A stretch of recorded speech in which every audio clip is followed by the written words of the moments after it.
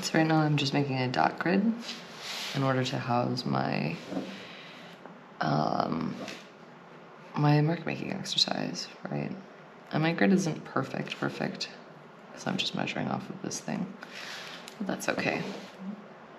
This is an exercise, and what I really want is to sort of give myself a view of where I'm going to be working. And so each one of these will feature a different mark making exercise. And so I just have a couple of different pencils. These are drawing pencils, so they're of different hardnesses, right? So that they'll catch onto the paper in different ways, right? And they're a little bit easier to leave darker marks or lighter marks depending on the hardness of the pencil. We are going to try a couple of different ones today. And some of these I love more than others, clearly, especially this 12B, very dark. But I'm gonna start out with probably like a 4B, or maybe even the HB original. And I'm using pencil for this exercise. You don't have to. You can also use pen as well, or even just like a ball pen. But what you're gonna do is you're gonna pick one of these squares and you're gonna fill it in with the exact same marks the entire way through. Just pick something and fill it in completely, all in one go, so that it all feels the same. Try to make sure that your marks, that you're paying attention to a couple of different things. So like the length of the mark, like let's say that I start out with this.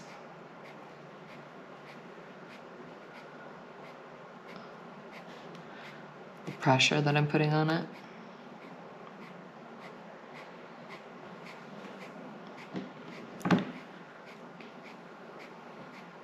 How fast I'm going.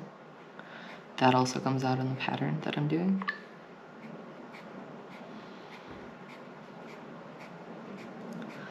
And let's just see, as I go across my page,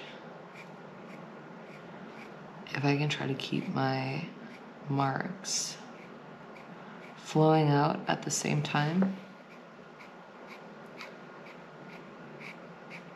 while also managing to keep the pattern adequately randomized.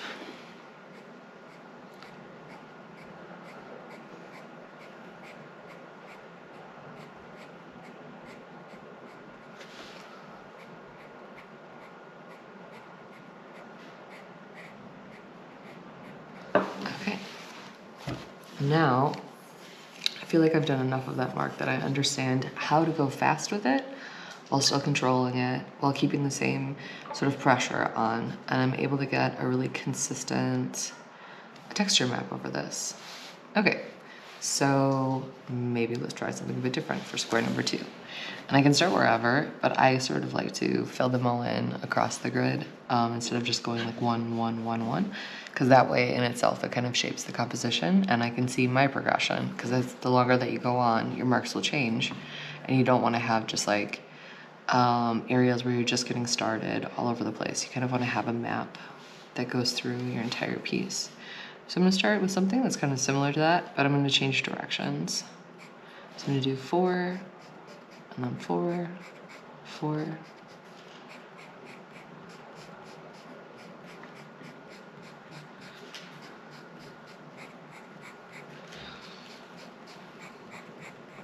And we're getting a not quite cross-hatching technique here.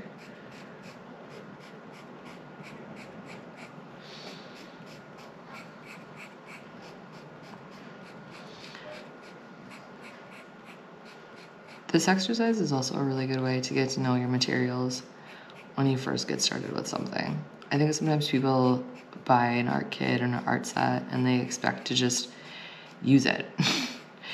And one of the best things to do though, piece is gonna be a little bit darker than the other ones that I started out with. Again, I'm gonna pick a square that's kind of random. Probably do this guy right here. And what I'm gonna do is try out the pencil. Dark, light, darker. And I really want to see the full capabilities of it, so I can even sketch in here too. Lay your pencil all the way to the side. And then also, what does full force feel like on it?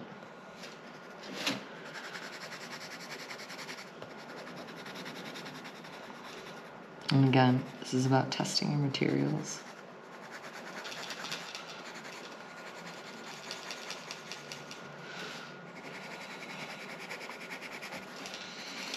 See, this one can get quite nice and dark.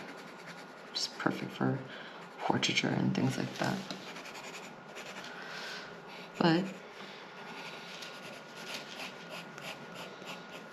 can also see what it looks like, just lines.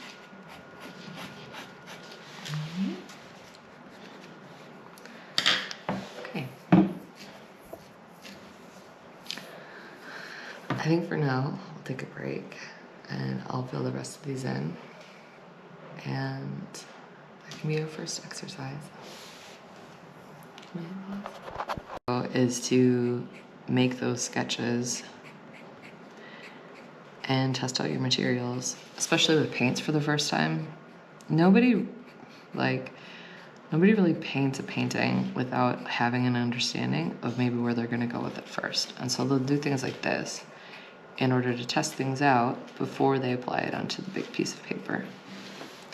There, I know we have a really nice cross hatch, which is good for like filling in medium surfaces, because if I layer over my lines, I can get it thicker or darker, or if I make them sparser, it can indicate light, as I'm doing that as well. Okay, let's do another one as well.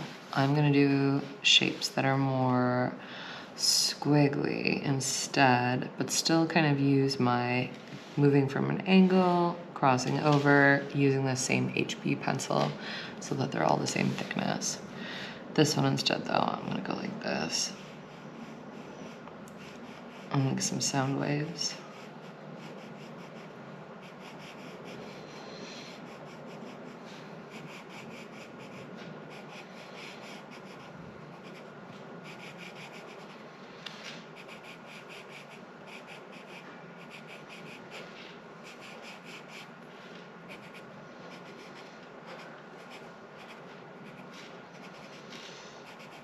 That was a lot faster, a lot less intentional.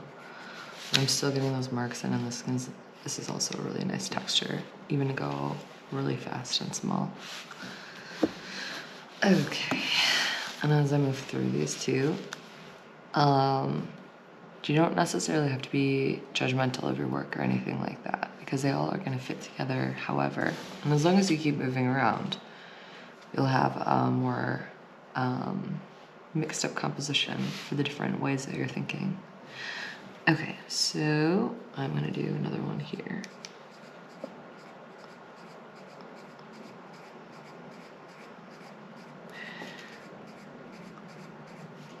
If you need inspiration for what sort of marks that you should make, highly recommend checking out architectural drawings, as well as etchings.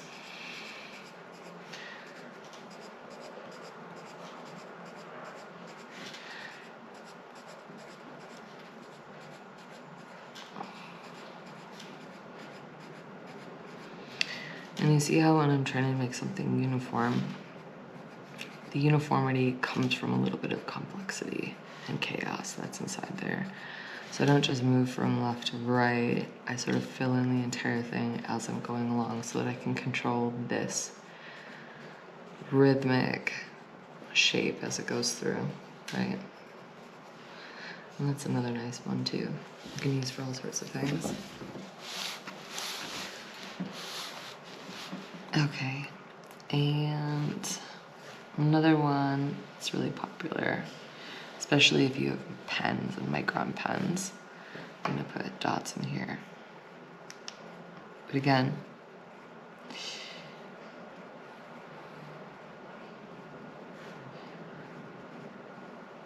using the whole piece in order to drive the pattern and repetition.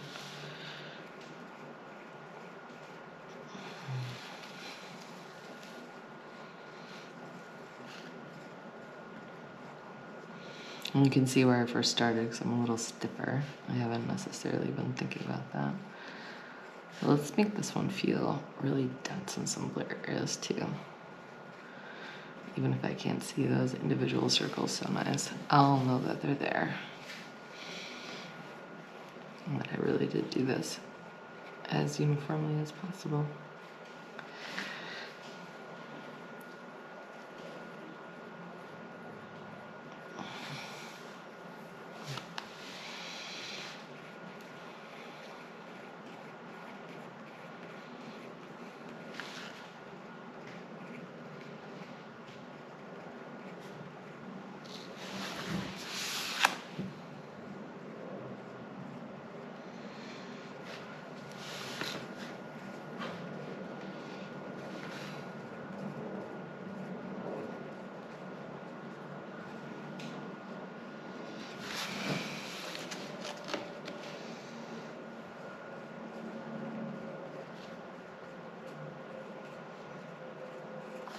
Okay, amazing.